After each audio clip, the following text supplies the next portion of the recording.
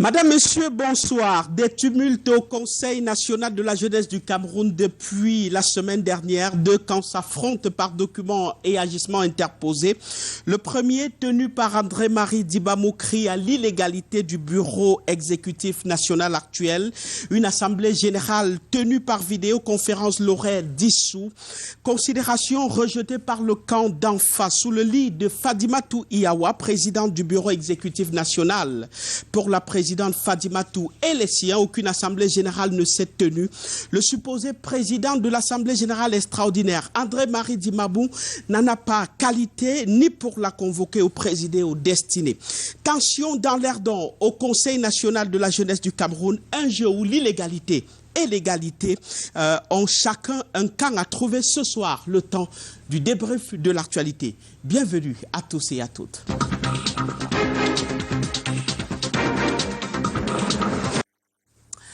Bienvenue, madame, messieurs, au débrief de l'actualité si vous nous rejoignez seulement maintenant. Déjà une semaine que le torchon brûle entre le bureau exécutif national du Conseil national de la jeunesse du Cameroun et une fraction conduite par André-Marie Dibamou, ce dernier sous le couvert d'une assemblée générale extraordinaire tenue par vidéoconférence aurait dissous le bureau exécutif national actuel. Pourquoi, comment, acte légal ou illégal? Ces questions et bien d'autres seront posées à nos panélistes déjà bien installés sur ce plateau. Je commence par Freddy Onana. Freddy, bonsoir et bienvenue sur le plateau du débrief. Bonsoir Arnaud. Merci, bonsoir aux co-panélistes et bonsoir aux milliers de téléspectateurs de Canada International. Voilà. Le deuxième invité de ce plateau, c'est André-Marie Dibamou. Il est délégué du Centre du Conseil national de la jeunesse. Il est surtout le président de l'Assemblée générale querellée tenue le 15 mars dernier. André-Marie Dibamou, bonsoir. Bonsoir Arnaud. Bonsoir aux copanélistes, bonsoir à tous les jeunes Camerounais qui nous regardent à travers le pays et la diaspora. Voilà. Bonsoir Benoît Feudio. Bonsoir Monsieur Arnaud Gueffard et bonsoir à vos nombreux téléspectateurs. Et je salue avec déférence vos illustres invités qui me font office de copanélistes ce soir. Qui sont jeunes. Et qui sont jeunes.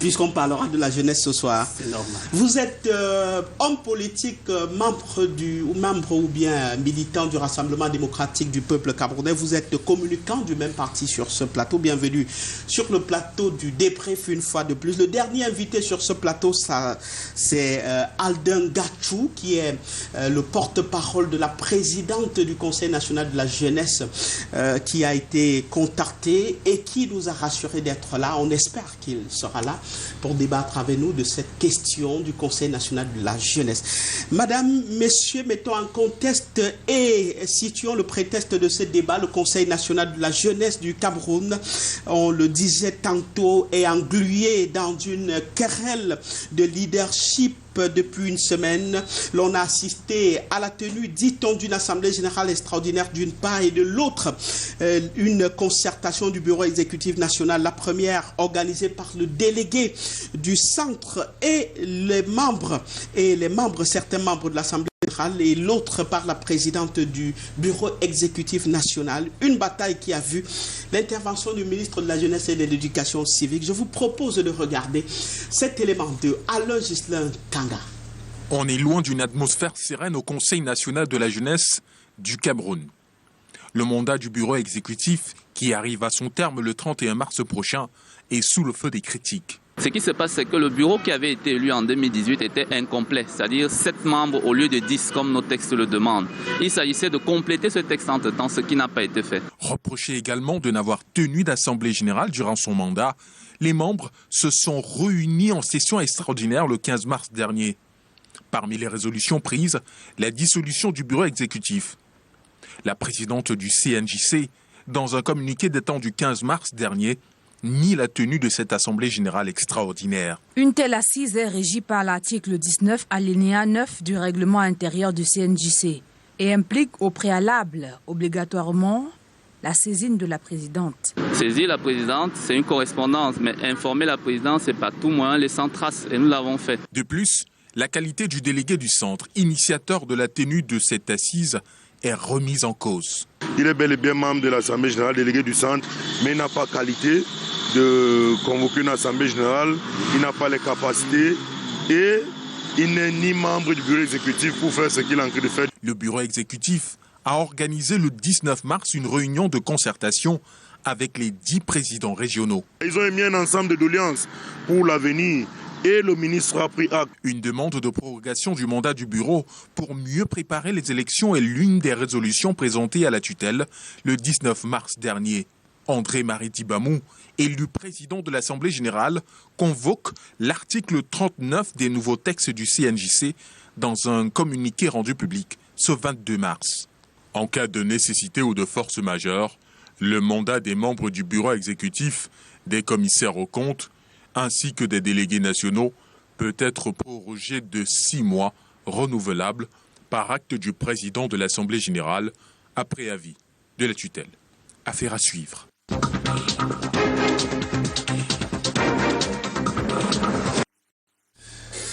Merci. Place au débat actuellement. Je voudrais rappeler que Aldin Danchou, que vous avez vu dans le reportage qui vient de passer, est bel et bien la personne qui nous a été désignée pour être sur ce plateau. On ne sait pas pourquoi il n'est pas encore là. Alors, on va entrer au débat. C'est par souci d'équilibre que nous avons voulu que les deux parties soient là. Malheureusement, ils ne sont pas encore là. Alors, dites-nous, André-Marie Dibamou, je commence par vous. L'Assemblée générale extraordinaire que vous dites avoir tenue le 15 mars 2021, quels sont les mécanismes que vous avez engagés pour aboutir à la convocation de cette Assemblée générale extraordinaire-là? Très bien.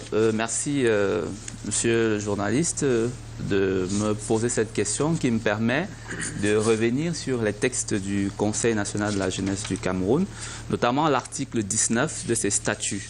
L'article 19 est suffisamment clair. L'Assemblée générale extraordinaire peut se tenir en tant que de besoin à l'initiative du ministre de tutelle, du président du bureau exécutif ou bien évidemment des 2 tiers. Lorsque l'Assemblée est convoquée par les 2 tiers, le règlement intérieur précise, et ce sont les articles que j'ai vus dans le reportage, que les 2 tiers, lorsque l'Assemblée générale extraordinaire est convoquée à l'initiative des 2 tiers des membres qui la composent, le signataire, j'ai entendu parler de qualité. Dans le texte, on parle de signataire. Il peut être n'importe qui. Les textes sont clairs. De la convocation doit apporter la preuve de l'initiative des 2 tiers. En informe et en gras le président du bureau exécutif. On n'a pas parlé de saisir, on parle d'informer, qui a 15 jours pour se prononcer. En cas de refus, et dans ce cas, le silence vaut refus, nous avons informé le bureau de ce qu'une assemblée extraordinaire a été convoquée en 2019, c'est-à-dire il y a 3 ans de cela. C'était à l'occasion du grand dialogue national et c'était lorsque le Premier ministre chef du gouvernement nous avait reçus à l'immeuble Étoile. Et séance tenante, prenant la parole, au nom de l'Assemblée générale, nous avons présenté un certain nombre de doléances, remis des documents y afférents et notamment demandé, saisi avec témoins, bien sûr, c'est-à-dire toute l'assistance qui était là, la présidence a lui demandant, nous venons solennellement vous demander de convoquer une assemblée.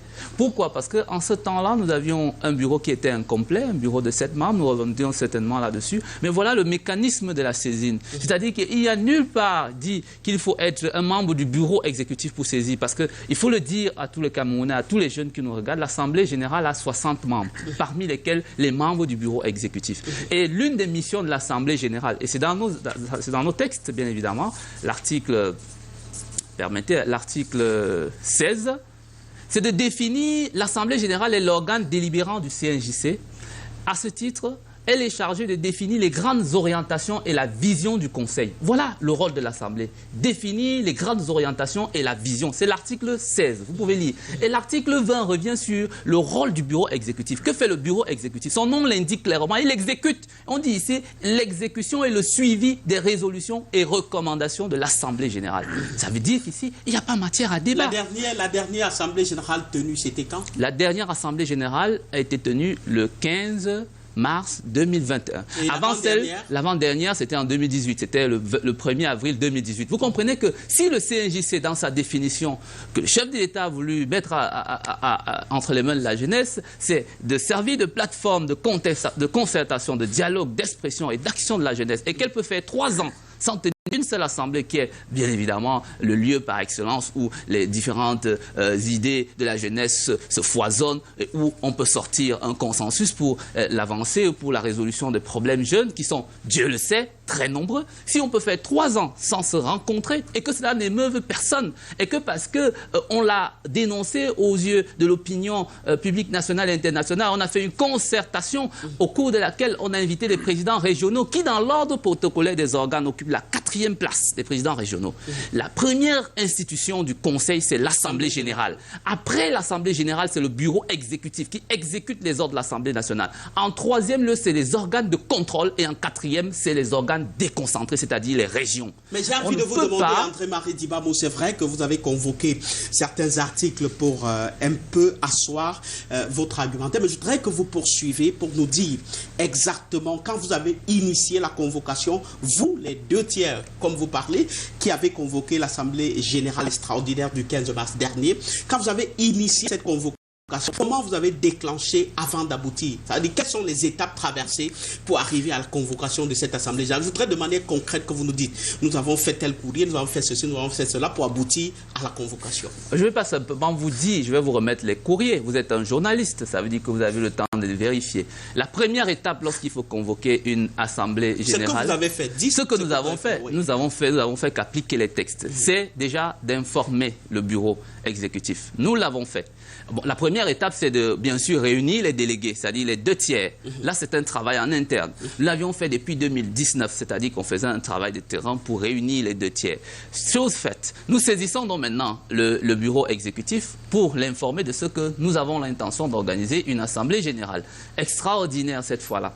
Le bureau ne se prononçant pas, et en droit, en la matière, le silence vaut acceptation. Acceptation, je suis désolé, le silence vaut acceptation. Donc, nous continuons l'étape supérieure, c'est-à-dire le ministre de tutelle. Nous l'informons de ce que nous avons saisi la présidente qui n'a pas réagi à notre doléance. Et donc, les textes nous disent que dans 15 jours, si elle n'a pas réagi, vous saisissez l'instance supérieure. C'est ce que nous avons fait. Et lorsque l'instance supérieure ne réagit pas 15 jours après, vous tenez votre assemblée. Et nous l'avons fait exactement... Même la tutelle n'a pas réagi. La tutelle n'a pas réagi. Dans le 26, la tutelle n'a pas réagi. Tout ce qui est contraire à nos textes, parce que l'article 37 des statuts stipule que les différends au sein du Conseil sont réglés à l'intérieur du Conseil. Et lorsque ces différends persistent, ils peuvent être portés à l'attention de la tutelle. Donc, c'est une défaillance du système de fonctionnement de la tutelle à ce niveau. Nous avons pris acte. Et donc, nous avons continué notre plaidoyer auprès maintenant de l'opinion, de la jeunesse que nous avons mobilisée. Au regard des contingences sanitaires actuelles liées à la Covid-19 et des difficultés de déplacement sur l'étendue de circulation sur l'étendue du territoire national, nous avons pensé qu'une vidéoconférence était mieux indiquée pour ceux qui habitaient l'arrière-pays. Parce que dites-vous que chaque région a 3 membres qui l'envoient à l'Assemblée générale. 3 par région, ça fait 30. Ceux qui sont des membres statutaires avec qualité d'éligibilité. Maintenant, il y a des membres statutaires qui ont juste une qualité d'électeurs. Il s'agit des présidents régionaux, des secrétaires généraux régionaux et des trésoriers régionaux. Ceux-là ne sont pas des candidats au bureau exécutif et ne peuvent pas prétendre à un poste au niveau de l'Assemblée générale. Ils sont là avec une seule qualité, celle d'électeurs. Nous les avons consultés également et nous avons constitué ce qu'on a appelé le quorum. Nous avons présenté respectant toutes les démarches légales. Pourquoi nous aboutissons à la dissolution du bureau exécutif? C'est une question pertinente. Simplement parce que c'est un bureau qui avait été élu avec 7 personnes. Au départ, violation totale, flagrante de nos textes. 7 au lieu de 10. 7 au lieu de 10. C'est-à-dire qu'il y a un gap de 3 personnes qui auraient pu être complétées même après élection. Ce qui n'a pas été le cas. C'est-à-dire que c'est une preuve d'une décadence de leadership de celui qui dirige la barre. Et souvenez-vous que pendant... Le bureau depuis... Vous nous dites, André-Marie Dibamo, que le bureau depuis 2018 fonctionne avec 7 membres. Et je vais plus loin en vous disant que sur les 7, il y a un qui a démissionné, le trésorier général, et il y a un qui est décédé, le secrétaire général. 2 chevilles ouvrières d'une institution. Ça aurait été des prétextes vraiment pour convoquer une assemblée générale. Le secrétaire général est décédé en 2019. Et les textes du CNJC disent que le contrôle de l'action, ça c'est au niveau du contrôle du CNJC, de l'action du CNJC, le contrôle de l'action du CNJC se fait à 2 niveaux. Au niveau du secrétariat général, la tenue des comptes, autant pour moi, et des états financiers au niveau national est assurée par le trésorier général en collaboration avec le secrétaire général. Donc en l'absence du secrétaire général décédé et en l'absence du trésorier général démissionnaire, le bureau en réalité en ce moment n'est constitué que de 5 personnes en réalité, c'est-à-dire si on met de côté la présidente. Alors c'est un bureau handicapé, c'est un bureau handicapant pour la bonne marche de la jeunesse et l'Assemblée générale a dit, ben, attends, on ne peut pas continuer, soit nous allons à une élection et à ce moment-là, il nous faut les moyens financiers, c'est-à-dire la tutelle, soit nous mettons sur pied un mécanisme selon nos textes qui permet d'assurer la continuité de l'action sans toutefois perturber le fonctionnement du Conseil. Voilà ce que nous avons opté. Alors, Freddy Onana, André-Marie Dibamou convoque les articles 15, 16, 19, 39, alinéas 2 et 3 des statuts du Conseil national de la jeunesse du Cameroun pour justifier ces agissements qui auraient conduit à la dissolution du bureau exécutif national actuel. Est-ce que c'est la loi qui est due ou c'est la personne qui l'applique pour vous? Je sais que vous avez parcouru ces documents, vous avez également parcouru les statuts et le règlement intérieur. C'est la loi qui est due ou bien c'est la personne qui l'applique qui est dure? Merci Arnaud. Je crois que je voudrais pas entrer au décor pour indiquer que ce malaise que nous vivons aujourd'hui au Conseil national de la jeunesse remet même en cause déjà le rôle de cette institution pour la jeunesse. Je pense que dans la vision des pouvoirs publics, et notamment du chef de l'État, lorsqu'il mettait en place le Conseil national de la jeunesse il y a une dizaine d'années aujourd'hui, il avait pensé un projet plein d'espérance et d'espoir pour la jeunesse. Et ce projet a du mal à être implémenté par ceux qui ont bien évidemment présidé ou dessiné de cette institution. Maintenant, lorsque nous parcourons les textes, statuts et règlements intérieurs, on se rend bien compte que l'Assemblée générale extraordinaire du 15 mars dernier aurait dû se tenir il y a bien longtemps. Parce que vous ne pouvez pas être bâti sur des textes, c'est-à-dire sur une loi, et vous-même pour piétiner encore cette même loi-là. Je crois que ce n'est que de bonne guerre qu'on assiste à ce malaise qu'on vit aujourd'hui. Et l'Assemblée générale, qui est l'organe au-dessus du bureau exécutif, est bien évidemment, je dis bien sur la base de la lecture des textes, est bien évidemment en droit de convoquer la réunion extraordinaire de lundi dernier sur la base des textes. Donc, ces statuts ont été révisés en 2016 et c'est avec ces statuts que le bureau exécutif a été élu en 2018. Et il faut déjà voir qu'il y a une entorse en 2018.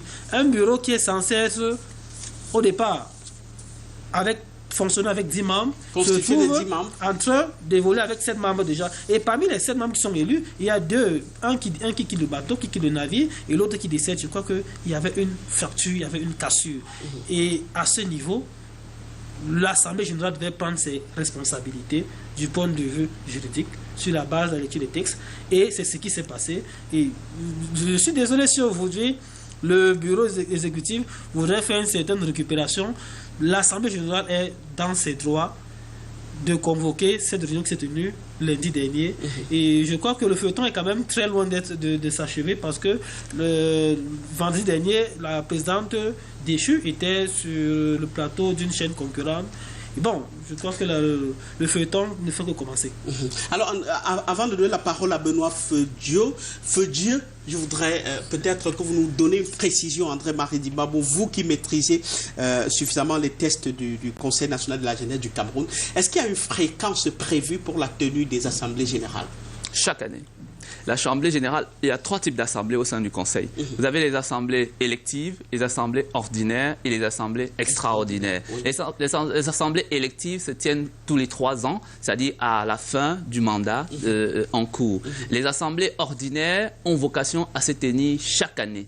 Et c'est au cours de ces assemblées que le bureau exécutif présente son plan d'action, son budget qui est voté. La question que je veux me poser, c'est depuis 2018, qui a validé le budget du CNJC et le plan d'action avec lequel il fonctionne? Qui est véritablement le président de l'Assemblée générale du CNJC? Voilà toute la question. Merci pour cette précision. Alors, je reviens à vous, Benoît Feudieu, pour demander, quand vous suivez tout ça, je sais peut-être que vous poussez un ouf à dire « Ah, la jeunesse ». Oh, c'est comme si vous étiez en train de lire, moi, monsieur Arnaud.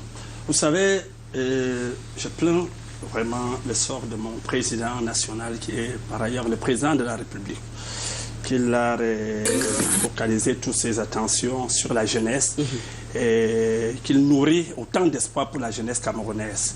D'ailleurs, sa dernière sortie, à travers son message à la nation, il a encore évoqué quelques vocables qui continuent à séduire l'opinion.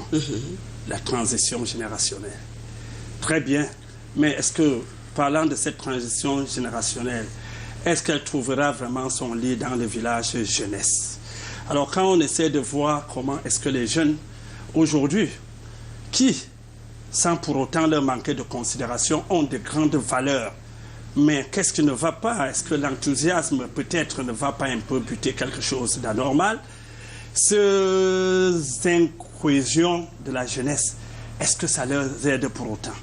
Je voudrais dire ici que lorsque M. Dumamou a exposé, bon, j'avais envie de lui dire comme au quartier que tu maîtrises ta chose. Mais seulement, j'ai également envie de dire, il y a quelque chose un peu que je ne peux pas du coup qualifié d'immature, mais que je dirais, il y a une petite inattention dans cette démarche, quel que soit le cas. Et le bureau adverse n'est pas ici, peut-être, mais je veux quand même relever que toute la démarche... C'est vrai que dans l'expression, la chaise vide s'exprime aussi. S'exprime aussi, quelque part. Mais je voudrais quand même dire ici que la convocation de l'Assemblée générale, comme il a ici bien exposé, il maîtrisait bien ses textes, c'est tout à fait normal. Mais j'avais besoin quand même de faire remarquer que lorsque j'ai aussi jeté un coup d'œil, j'ai quand même eu l'impression l'Assemblée, la convocation de l'Assemblée est là. Mais est-ce que elle s'est tenue en bonne et due forme? Est-ce que les membres qui devront constituer cette Assemblée ont été réellement présents? Parce que, à ce que j'ai jeté un coup d'œil dans leur statut, surtout l'article 19 dont il fait beaucoup mention, dans son alinéa 4, je crois, alors il est question là que le ministre de la Jeunesse doit désigner trois responsables. Donc, pour la tenue de cette Assemblée générale. J'ai envie de savoir, les trois responsables, à ce que je sache dorénavant, n'ont pas été désignés. Est-ce que ça n'impacte pas sur la qualité des travaux et même sur les résolutions? Est-ce que dans ce cas-là, on peut encore dire que l'Assemblée a été tenue en bonne et due forme? Deuxièmement, sur le plan juridique, comme disait tout à l'heure l'autre copanéliste, j'ai envie de dire que c'est un peu comme le politicien qui cherche un peu des pistes, n'est-ce pas, pour se faire une place. Moi, je dirais, ça fait 3 ans, vous l'avez si bien mentionné, et c'est vrai que le bureau est en place. Ce bureau, puisque comme bien d'autres, ces bureaux ont toujours connu ces remords qu'on ne sait pas si ça voulait exprimer quelque part l'incapacité des jeunes à s'entregérer. Parce que la dernière en date, avant de continuer, c'est quand le Premier ministre recevait les délégations en prélude à la tenue du grand dialogue. Nous connaissons encore les remous qui s'en ont suivi. Il y a même eu des radiations ou encore des exclusions temporaires ou définitives parce que alors ils ont été en face de quelques petites miettes qui leur servaient de transport. La distribution d'un butin. Donc je disais donc tantôt que le ministre qui doit désigner les trois ne l'a pas fait. Comme il a si bien dit, le silence vaut acceptation. Mais alors, est-ce que cette tutelle... Et j'ai aussi un problème, comme j'ai parlé tout à l'heure de l'enthousiasme qui peut conduire aux erreurs, c'est que même la communication du président de l'Assemblée générale après la tenue de l'Assemblée m'a paru un peu... j'ai eu un passage là qui m'a un peu gêné, surtout sur l'écriture administrative, qu'il évoquait quelque part que le ministre de la Jeunesse n'a plus qualité de proroger le mandat du bureau exécutif. J'ai besoin de dire qu'il y a ce qu'on appelle en tout le test, le contest, mais il y a le paratest, les éléments qui accompagnent le test, surtout dans l'écriture administrative. C'est un peu, il y a un peu un manque de décence là-dedans parce que vous vous adressez là à la tutelle. Est-ce que si le ministre vous engagez, je ne le souhaite pas. Je ne souhaite pas que ce soit, n'est-ce pas, un combat avec le ministre. Si vous allez contre les orientations de la tutelle, est-ce que vous êtes toujours sûr que vos actes que vous allez poser seront toujours conformes à la légalité? Si le ministre juge, parce qu'en fait, toujours dans vos tests en article, je crois, 21, alinéa 2, c'est le ministre qui a qualité de proroger le mandat du bureau exécutif en cas de nécessité. en cas de nécessité. Maintenant, lorsque, entre autres, vous dites le ministre n'a plus qualité, ça veut dire qu'il avait qualité. Qui lui a enlevé cette qualité? Est-ce que c'est vous, le chef de l'État, qui avez nommé ce ministre, qui lui avait retiré la qualité, ou c'est vous qui êtes sur sa tutelle qui lui retire la qualité? Bon, acceptons que vos tests vous permettent de le faire. Mais quand on va donc à l'article 21, alinéa 2, où il doit en même temps nommer des personnes qui doivent contrôler les opérations de vote. Désigner les... Oui, qui contrôlent les opérations de vote. Mais vous êtes en train de dire qu'il n'a pas qualité. On n'est pas encore à l'Assemblée générale. On n'est pas encore. Non, mais on y va parce qu'en fait, c'est un avertissement qu'il donne au ministre que vous n'avez plus qualité de proroger. Alors qu'ils ne savent pas ce que le ministre pense. Si le ministre se décide donc de proroger, vous décidez que vous ne prorogez pas, nous organisons l'Assemblée. Est-ce que cette Assemblée sera légale? Est-ce qu'il ne sera pas contesté? Alors, je vous pose une question en passant, Benoît Feudieu, je vous pose une question en passant. Si il est avéré, parce que en attendant que André-Marie Dibamo nous présente la preuve, s'il est avéré que André-Marie Dibamo a effectivement adressé une correspondance au ministre de la Jeunesse et de l'Éducation civique et qui n'a pas daigné répondre, est-ce qu'il n'y a pas un problème si vous avez un organe qui vous saisit pour un problème interne et vous ne réagissez pas en tant que tutelle? Est-ce que ce n'est pas un peu démissionner de ses fonctions? C'est vrai. Le temps du demandeur n'est pas forcément, ne correspond pas toujours au temps de la personne qui reçoit et qui doit étudier. Je voudrais dire ici, lui-même, M. André, a évoqué le contexte sanitaire qui est le nôtre. Et si j'allais toucher loin l'article 21 en projetant les élections qu'ils font allusion, c'est parce que c'est pour dire il y a un mot nécessité là. Et quand il y a nécessité, il y a un juge de la nécessité en question. Alors, donc, vous pouvez adresser la correspondance au ministre. Il ne vous répond pas parce qu'il prend le temps d'analyser la correspondance et compte tenu donc du contexte même qui est celui qui nous anime en ce moment, c'est-à-dire le contexte sanitaire. Il peut avoir le retard de réponse. Mais cela ne peut pas forcément vous dire, vous savez, comment on dit, il y a le sens du test, il y a la lecture du test, il y a aussi le sens qu'il faut comprendre. Est-ce que forcément, parce que le ministre ne vous a pas répondu, que vous allez dire le silence vaut acceptation? Le silence vaut aussi refus. Parce que le silence dans l'acceptation n'est mentionné dans aucun article de vos tests. Ça veut dire que le silence peut aussi valoir refus. Voilà, voilà. Alors, André-Marie Dibamo, je vous permets de répondre à Benoît Feudieu sur quelques points relevés, notamment cette impression qu'on a de vous à vouloir peut-être à tout prix mettre hors du jeu la tutelle ou bien le bureau exécutif. Merci pour la question. Avant d'y répondre, je me permettrai de dire à M. Feudieu que le chef de l'État a également dit que la jeunesse, fer de lance de la nation, jouait pleinement son rôle en matière de défense de nos frontières et de sécurité. Dans le même discours, vous ne l'avez pas cité. Il a également cité la jeunesse qui joue son rôle de fer de lance en matière d'écriture, de littérature, en matière d'éducation, en matière de santé. Les premiers soldats contre la Covid, c'est la jeunesse.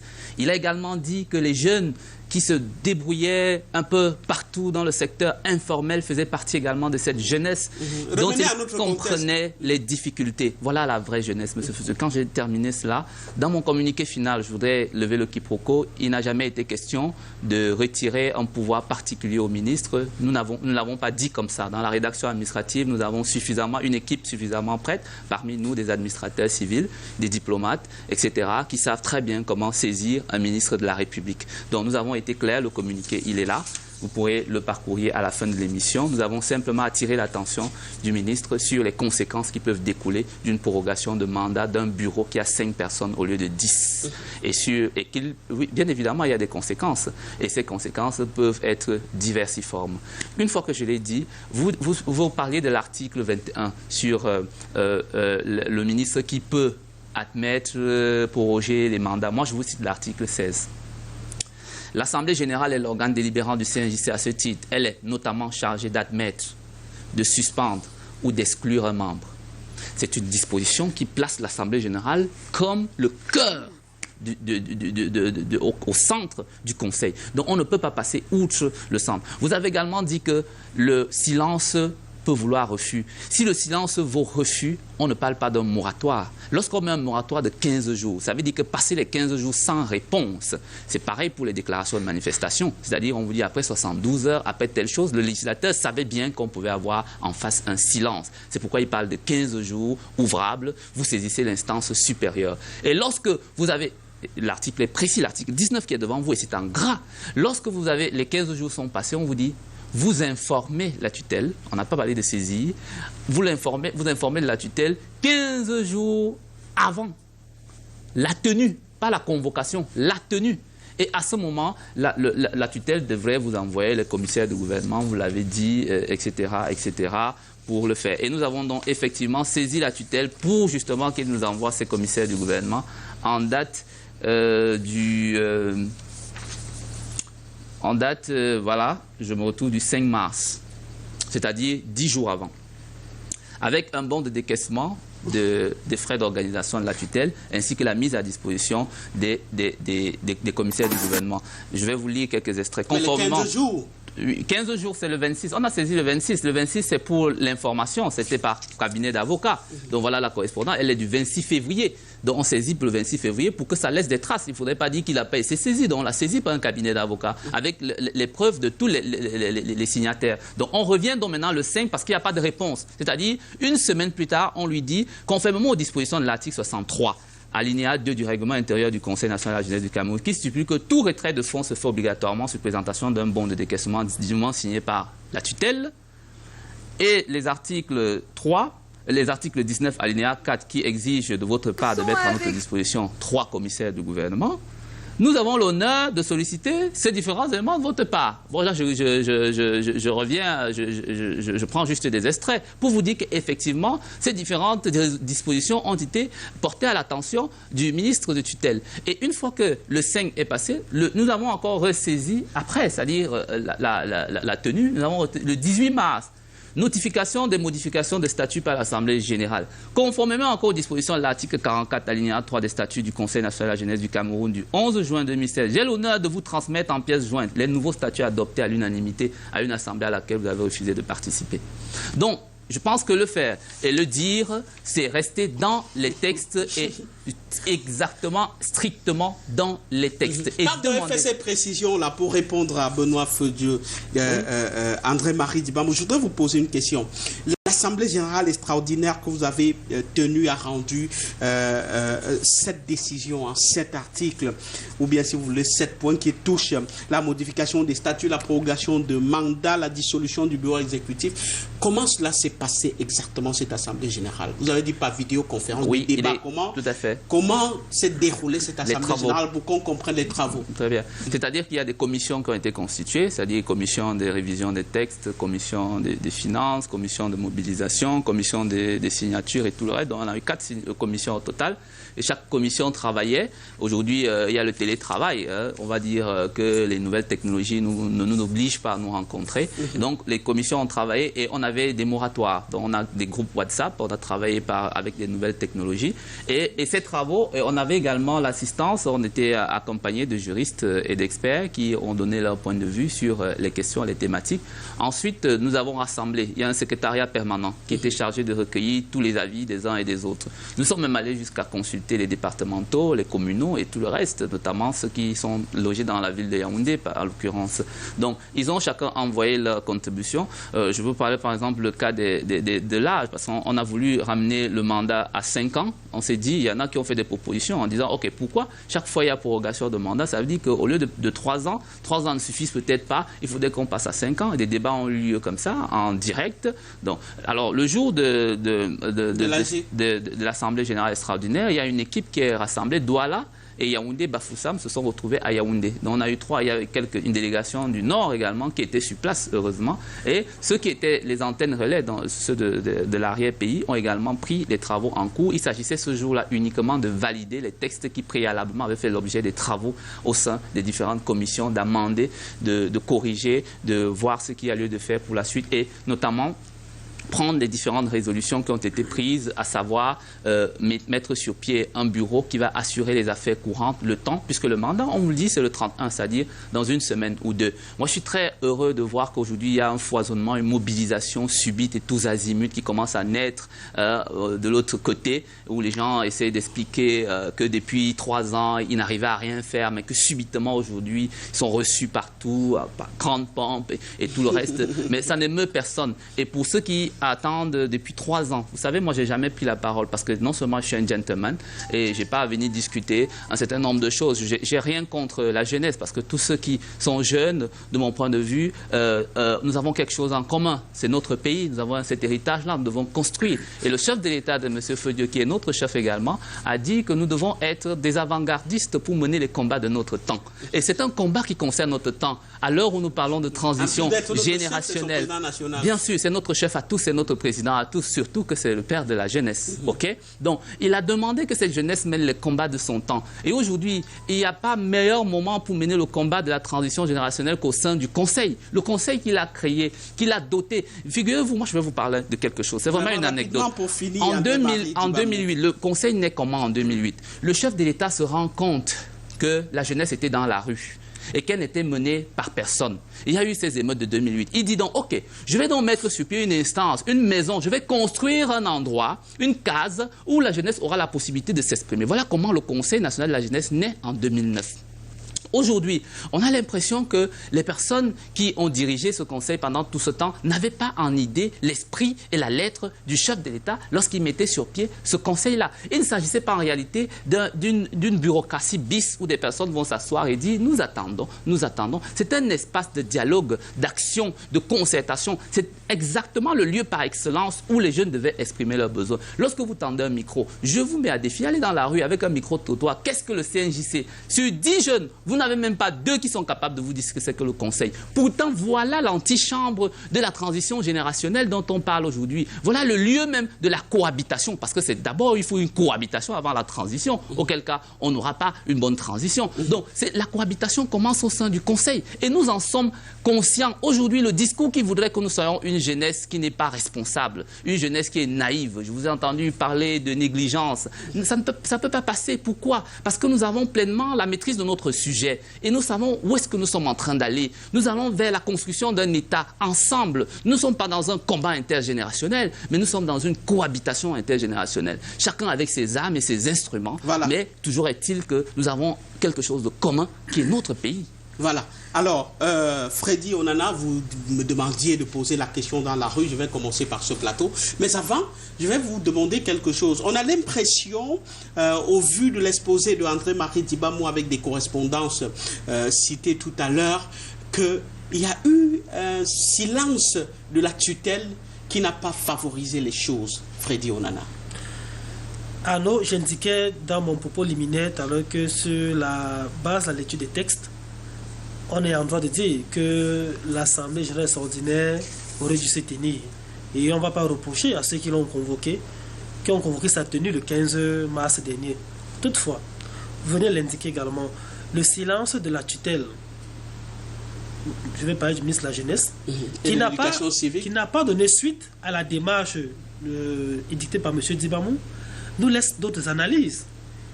Dit-il, le silence de l'administration vaut acceptation. Mais il faudrait maintenant s'interroger quel était l'intérêt de convoquer l'Assemblée générale dans ce contexte que nous vivons en ce moment.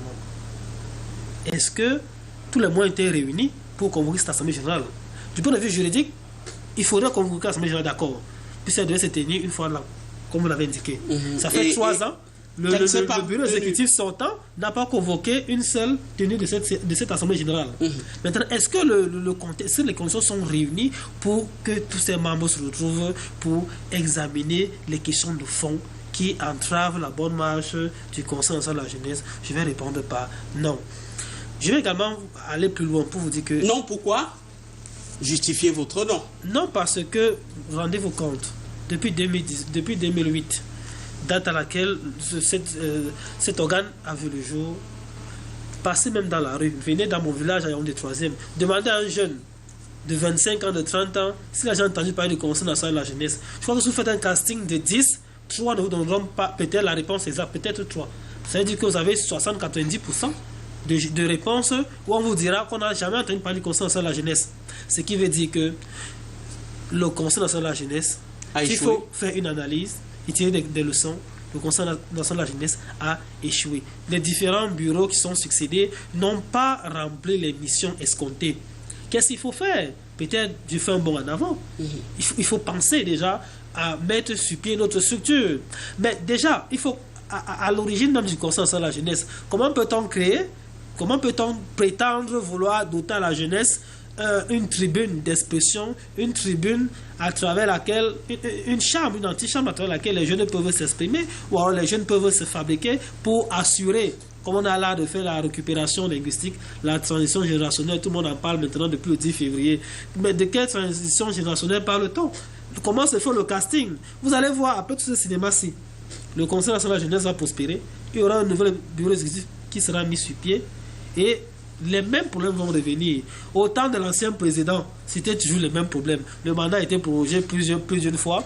On est allé en 2018, lors de la tenue des élections, les élections qui ont conduit à l'élection de Fadimatou Yawa. Vous avez vu Ousmane. Tout ce qui a émaillé l'organisation de cette élection-là. Et on a cru dire dans l'opinion que quel était le choix de la tutelle. Je ne vais pas de révéler certaines informations ici. Mais il y a eu élection. Comment est-ce que il y a élection, on fait le choix de la tutelle quand il y a élection? Dès lors que la tutelle a la main mise sur le Conseil national de la jeunesse, cet organe ne peut pas être indépendant. Il y a ce véritable problème de fond, l'indépendance du Conseil national de la jeunesse. J'ai cru lire, je ne sais pas, peut-être j'ai mal lu, mais dans les documents qui m'ont été transmis, les statuts, les nouveaux statuts révisés nous révèlent que cet organe est dorénavant rattaché à la présidence de la République. Est-ce que, je vais demander à M. Divom, est-ce que c'est le chef de l'État qui a demandé que dorénavant il voudrait mieux contrôler l'action du Conseil national de la jeunesse et qu'il faudrait qu'il soit désormais rattaché à la présidence? Je voudrais être jaloux des prérogatives qui sont miennes d'être celui qui pose les questions. Et comme vous permettez, je me chargerai de poser votre question, mais laissez-moi ces prérogatives-là de poser les questions. Je voudrais peut-être demander à M. Fodjo, peut-être qu'on a entendu tout ça, tout ce qui est dit. Monsieur, on en a dit que le Conseil de la jeunesse a échoué. Dibamo, je crois qu'il est un peu d'accord dans sa démarche parce que son objectif, dit-il, c'est de remettre un peu les choses sur les rails. Est-ce que ce n'est pas un essai raté de la gouvernance à la façon juvénile? Bon, je ne peux pas être aussi dur pour qualifier d'une gouvernance raté. Mais je voudrais quand même dire, et avant de le dire... Vous avez évoqué certains événements passés qui n'ont pas donné avantage à la meilleure gestion. Bon, moi, je suis celui qui pense en tant qu'éducateur que on ne se fatigue pas d'encadrer. Il y a toujours un sursaut d'orgueil qui peut nous permettre, n'est-ce pas, de changer les choses. Mais je voudrais dire ici, il paraît que M. Dumamou ne m'a pas très bien compris. Moi, j'ai dit tout à l'heure que, quand je prends parole, je dis, lorsqu'il fait son déroulé, j'ai envie de dire il maîtrise sa chose. Et effectivement, il maîtrise sa chose, il maîtrise les tests. Mais j'ai évoqué ce petit manque. Alors, parce que même en citant les lettres, les saisines du ministre, notamment, pour lui tenir informé de la tenue de l'Assemblée générale, pour lui demander de désigner les commissaires et donner le fonds, ça c'est une démarche réelle. Mais le retour est où? Est-ce que nous avons les récépissés de réception de toute cette saisine? Est-ce que la lettre que vous avez convoquée, on vous a récusé réception? Est-ce que la demande des commissaires, on a récusé réception? Vous savez, il me fait vous transmettre les preuves, avec les preuves de ces décharges-là. Évidemment, qui vont du courrier. Merci. Et oui, qui sont le courrier, puisque je voulais dire... Vous confirmez quand même? Je confirme que le courrier, il y a le courrier du ministère qui décharge les lettres. Mais je dis, tout ça, c'est une démarche qui est normale. Ça ne vous fait pas changer votre point de vue? Non, je ne change pas. Oh là là. Je ne change pas dès lors. Écoutez un peu. Écoutez, laissez. De modérateur. N'allez pas très vite. Je dis, vous avez pris une démarche normale. Mais est-ce que votre assemblée, vous pouvez bomber le torse de la voix tenue dans les règles et vous sentir dans la peau de ceux qui ont vraiment limogé le bureau exécutif et mettre un autre bureau provisoire en place. Est-ce que oui, dissous? Est-ce que vous vous sentez à l'aise? Vous attendez la réponse? Attendez, est-ce que vous vous sentez à l'aise dès lors que vous ne fonctionnez pas avec la tutelle? Parce que je ne voudrais pas que vous preniez la tutelle comme un élément figurateur. C'est la tutelle. Et vous ne pouvez pas vous contenter de déposer le courrier et qu'on décharge, et puis ça vous fait preuve. Ça vous fait élément de preuve pour lequel vous tenez l'Assemblée générale, alors que dans vos propres textes, la constitution de l'Assemblée générale est claire. Il doit avoir les commissaires nommés par le ministère. Vous devez même, entre autres, recevoir soit les fonds, tout ça pour tenir. Et puis, je voudrais entre autres dire, vous savez, si on touche les juristes, je crois qu'ils auront aussi également quelque chose à dire. Bien sûr. Vous avez tenu une Assemblée générale par vidéoconférence. Est-ce que vous pensez que le juriste ne peut pas attaquer ça? Parce qu'en fait, les avocats qui ont travaillé avec vous, je ne sais pas s'ils ont réuni les éléments nécessaires qui partent du statut du présentiel. Et qui confèrent la légitimité à la tenue de cette Assemblée. Parce que, vous savez, j'insiste dessus parce que votre organe a pour mission de créer un cadre de concertation, de proposition même, et je pourrais dire d'expression des jeunes. Mais alors, est-ce que tout ça, ça peut se résoudre? Aujourd'hui, c'est vrai qu'il y a le contexte Covid. Même dans le contexte Covid, je crois que pour transiter du présentiel à la vidéoconférence, je crois que les juristes ont encore un mot à dire là-dedans. Parce que je vais vous dire, vous avez une assemblée de 2 tiers qui peut convoquer, ça veut dire que c'est moins de 40 personnes. Mais est-ce que même la tutelle ne peut pas mettre à votre disposition une salle où on peut même faire une distanciation physique de 4 mètres et que vous teniez, si on vous donne là ne serait-ce qu'une salle au palais de congrès, là vous pouvez tenir avec une distanciation physique de 4 mètres. Alors, et les discussions se font dans les règles de l'art pour arrêter, pour valider vos décisions. Puisque aujourd'hui, quand vous venez présenter, puisque moi je dis, tiens, vous êtes des jeunes, et les jeunes aiment toujours prendre les chemins très compliqués. C'est vrai que le gouvernement, dans sa stratégie de riposte, a dit encourager la tenue des travaux par vidéoconférence. Que les travaux physiques ne se font que lorsque c'est nécessaire. Lorsque c'est nécessaire. Et je crois que dans le cas présent, il y avait nécessité, ça c'est indéniable. C'est-à-dire, vous ne pouvez pas tenir une assemblée, ça fait 3 ans. Et je voudrais également dire, nous sommes là à quelques semaines de la fin du mandat. Je voudrais rappeler que le mandat finit le 31 mars. Et si on se réfère peut-être à la validation du bureau qui a pris quelques temps, je crois que c'était le 20, on va mettre à partir du 20 avril, je crois. Comme je le disais, je ne voudrais pas prendre votre place pour demander à Dibamoun que est-ce que ceci ne ressemble pas, n'est-ce pas, à la stratégie de conquête de cette place, parce que ça fait 3 ans que tout ceci s'est passé dans vos yeux, et c'est à 3 semaines que vous pouvez, n'est-ce pas, vous réjouir de ce qu'on va déjà vers la fin du mandat, que vous provoquez, n'est-ce pas, une assemblée qui est discutée, que tout est discuté. Alors est-ce que vous ne compliquez pas finalement la tâche aux jeunes? Il faut quand même aller dans un sens à trouver des solutions pour que, n'est-ce pas, des choses puissent se faire très simplement. Si vous attendiez et qu'on convoque l'Assemblée générale, et je dirais même si le ministre venait à proroguer. Heureusement que vous avez dit tout à l'heure, peut-être ce que j'ai lu quelque part, le ministre n'a plus qualité, était une version déformée,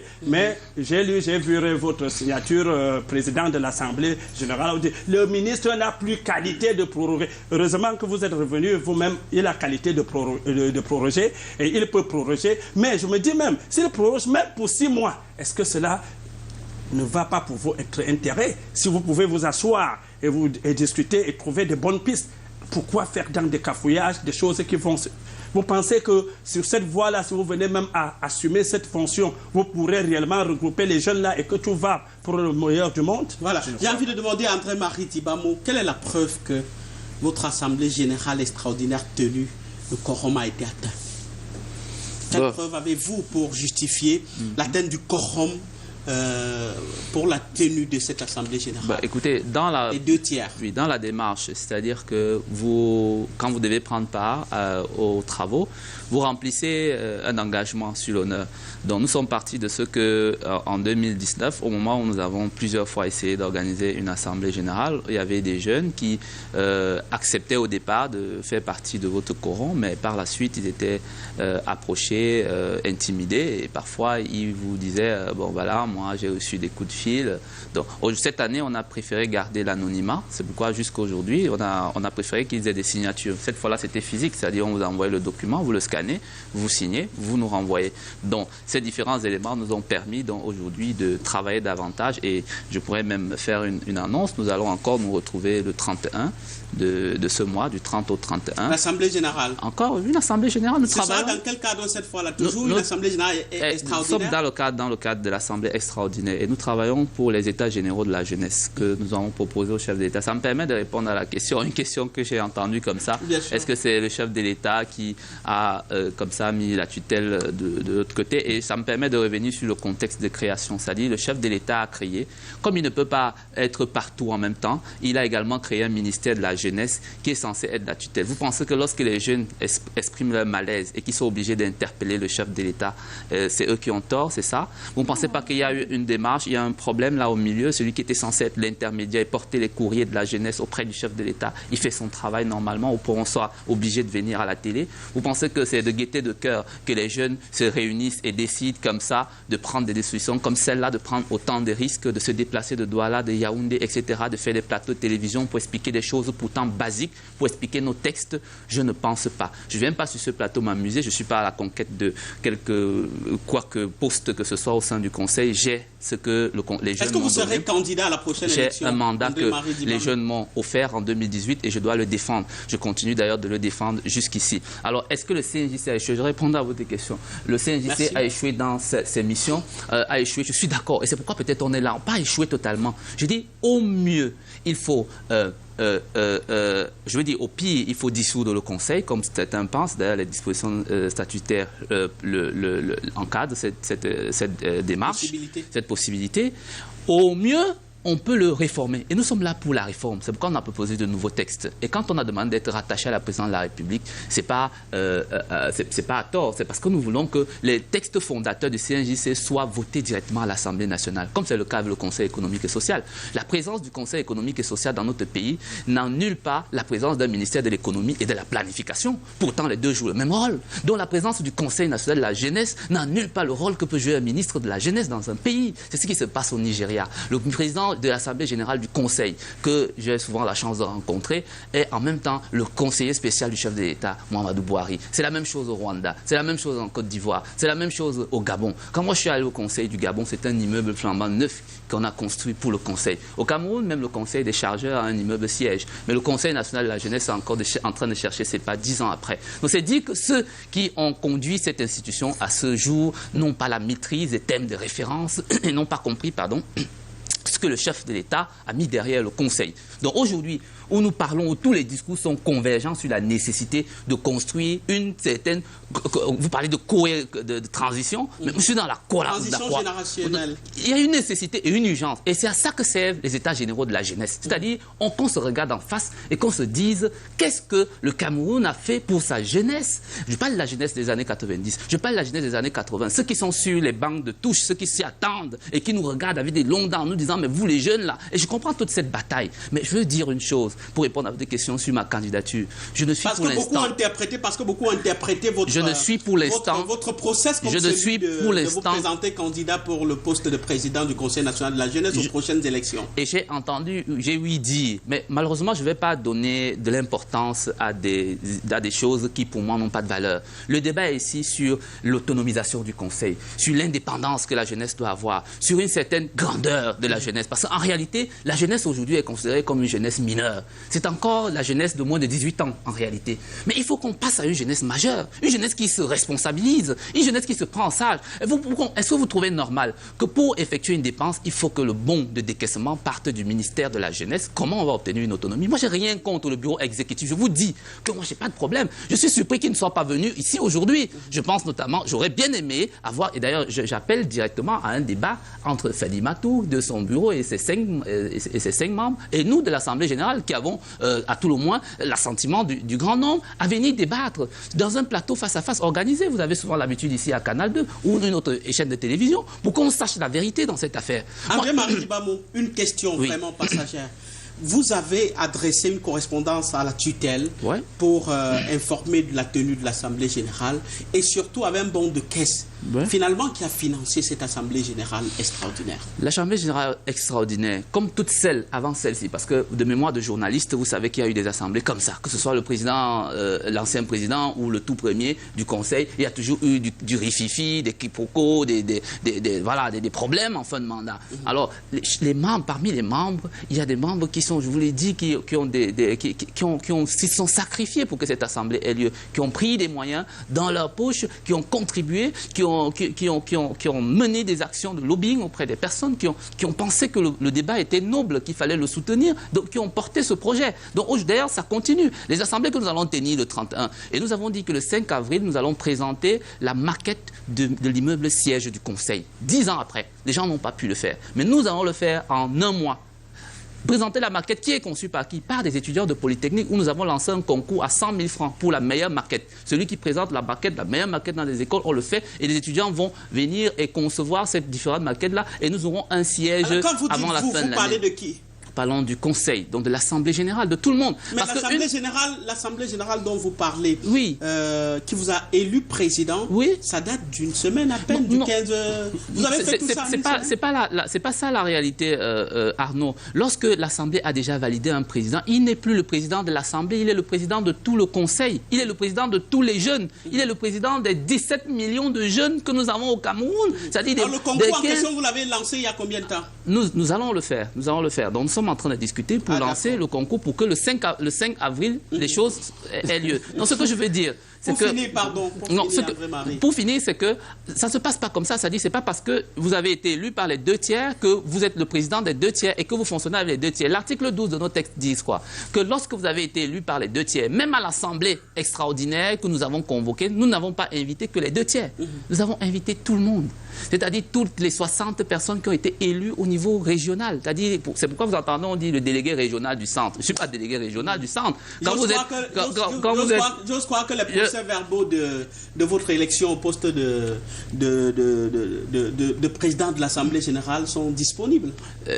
Ils sont disponibles. Donc, je ne suis pas délégué régional du centre, je suis délégué national, je suis à la nation. C'est-à-dire, si vous êtes un député élu, je ne sais pas moi, dans un village, vous n'êtes pas le député de votre village, vous êtes le député de tout le monde. Donc, je pense que nous devons savoir raison garder lorsque nous avançons des mots et surtout lorsque des personnes qui le disent ne sont pas habilitées à le faire. Moi, je pense notamment à quelqu'un qui se fait prendre pour le porte-parole du Conseil et qui dit des choses à qui les médias accordent une importance qui, au fond, n'a pas la réalité que nous avons, ne connaissent pas les réalités que nous avons vécues au quotidien. Ah ben c'est le président qui l'a nommé porte-parole. Donc, nous aurions pu, par respect pour vous, nous sommes venus aussi.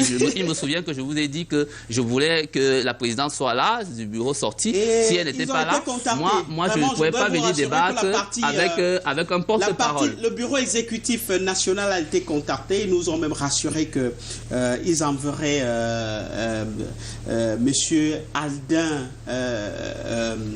Aldin qui malheureusement n'a pas été là. J'ai reçu un message qui dit qu'ils sont en audience au service du Premier ministre. C'est pas comme ça qu'on gère la jeunesse avec les audiences, c'est sur le terrain. Vous voyez, ils sont à la jeunesse pour faire les audiences, pour se filmer, pour prendre des photos. Non, c'est sûr, ça se passe sur le terrain. Et c'est pourquoi nous avons l'avantage de cette possibilité-là d'être avec les jeunes. Compris. Alors, après la tenue de cette assemblée générale extraordinaire, Freddy Onana, le bureau exécutif s'est réuni avec ses démembrements régionaux Cotonou pour une concertation qui aboutit à 5 résolutions.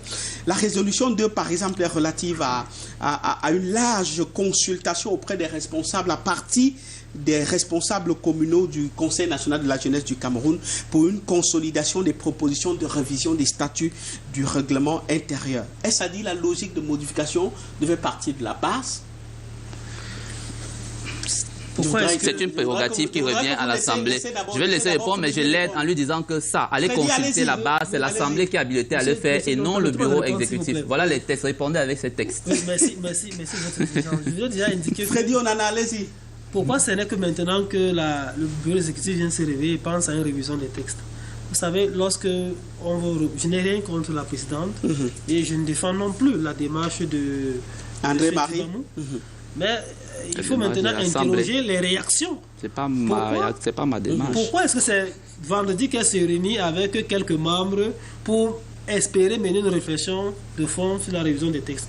Il faut comprendre que le Conseil national de la jeunesse, je vous l'ai dit, dans son fonctionnement en général, présente d'énormes lacunes. C'est ce qu'il faudrait dire aujourd'hui.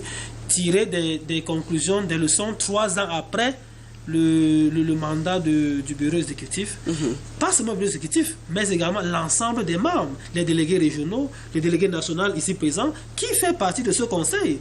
Lui également, il doit endosser l'échec, les lacunes que nous fustigeons aujourd'hui, il doit les endosser. Et nous remettons en cause sur le rôle du Conseil national de la jeunesse. Et quand j'apprends tout à l'heure, vous indiquez que le bureau sortant serait en concertation à la primature, pourquoi faire? C'est la primature qu'on décide déjà des questions relatives à la jeunesse. Vous voyez donc que on a mis sur pied le Conseil national de la jeunesse, mais ceux qui ont pensé tirent toujours les ficelles par derrière. Ils sont ces personnes-là qui font le casting de ceux qui doivent être au bureau exécutif, ceux qui doivent être à l'Assemblée générale. Puisqu'on tend vers la fin, je vous donne la parole pour votre dernière prise de parole pour vous relancer. Quel Conseil national de la jeunesse du Cameroun rêvez-vous? De quel Conseil national de la jeunesse du Cameroun rêvez-vous en tant que jeune, Freddy Onana? En tant que jeune, je vais mettre de côté ma casquette de journaliste et parler comme un jeune réellement. Vraiment en une minute, déjà, il faut comprendre, est-ce qu'en 2008, il y avait vraiment raison de mettre sur pied le Conseil national de la jeunesse? Peut-être oui, le président Paul Biya, qui a beaucoup d'amour pour la jeunesse, lui, il nous a toujours fait cette preuve-là, a pensé mettre sur pied une institution qui pouvait accompagner les jeunes. Sauf que dans la faisabilité, dans les actions que mène ce conseil, nous ne ressentons pas, nous ne reconnaissons pas dans les jeunes. Les jeunes ne se reconnaissent pas en ce conseil qui a été mis sur pied. C'est-à-dire que le conseil n'est pas déjà le porte-voix, le porte-parole des jeunes. Le conseil n'est non plus l'avocat des jeunes. Qu'est-ce que le conseil a fait pour les jeunes jusqu'ici? Moi, ce que je pense, c'est qu'il faut totalement dissoudre le conseil de la jeunesse, qu'on n'en parle même plus. Et qu'on laisse les jeunes évoluer tranquillement comme ça, on le fait. Puisque le conseil n'a jamais rien fait. Nous sommes 55% parmi les Camerounais. Peut-être en revoyant un peu certaines dispositions. Même si on révise les textes, rien ne changera. Puisque ce sont les mêmes personnes qui rédigent les textes. Et ils vont encore faire le casting, mettre encore le pion. Merci. Alors Benoît Fedjo, si vous étiez demandé, vous qui malheureusement n'êtes plus dans le cadre de la jeunesse, si vous étiez demandé de parler à la jeunesse en prenant les leçons de ce conflit, que diriez-vous? Non, je leur dirais tout simplement de se ressaisir. De se ressaisir. Et surtout, je leur dirais, vous ne pouvez pas recevoir les subventions de la tutelle et vous défaire de ces recommandations. Moi, je dirais ici, quel que soit le cas. Pardon, en 30 secondes. Oui, quel que soit le cas, vous devez vous référer à votre tutelle. Et la tutelle, en quelque sorte, qui sont d'abord des aînés, pourraient vous apporter des conseils. Ne vous limitez pas à balancer les courriers au niveau de la décharge et puis vous dites vous avez tout rempli. Merci la beaucoup. Jeunesse doit être, le Conseil national de la jeunesse doit rentrer sur ses missions que Voilà. doit constituer ce cadre de concertation, de discussion, d'expression de la jeunesse. Voilà. Et ce cadre qui prépare les leaders qui On vont est à la fin de l'émission. recevoir- André-Marie Dibamou, je voudrais que votre dernière prise de parole en 20 secondes soit pour nous dire, parce que la résolution 1 de la concertation du Bureau national avec ses démembrements régionaux, c'était l'une des résolutions. La résolution 1, c'était de demander à la tutelle de donner des subventions aux démembrements régionaux. Ça veut dire que les subventions de 2018, 2019 et 2020, comment ils fonctionnaient avant?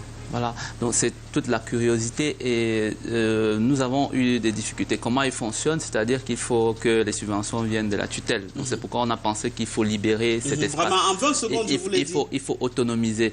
Comment il fonctionne? Ça va être très difficile parce que c'est à l'Assemblée générale de définir la politique. Et depuis que ce conseil existe, l'Assemblée générale n'a jamais défini la politique. Le bureau n'est jamais venu défendre son bilan.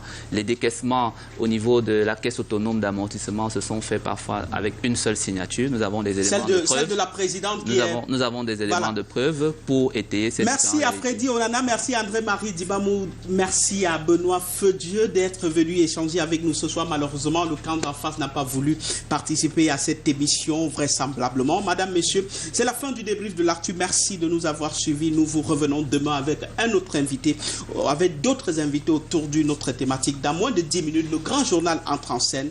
Bien, pour vous qui êtes déjà devant votre petit téléviseur, annoncez le journal à votre façon.